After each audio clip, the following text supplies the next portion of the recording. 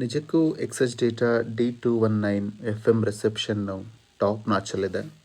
ಇದು ನನ್ನ ಹತ್ರ ಇರೋಂಥ ಎಲ್ಲ ರೇಡಿಯೋಗಳಿಗಿಂತ ತುಂಬ ಉತ್ತಮವಾಗಿ ಕೆಲಸ ಮಾಡ್ತಾಯಿದೆ. ನೋಡ್ತೀರಾ? ನೋಡಿ.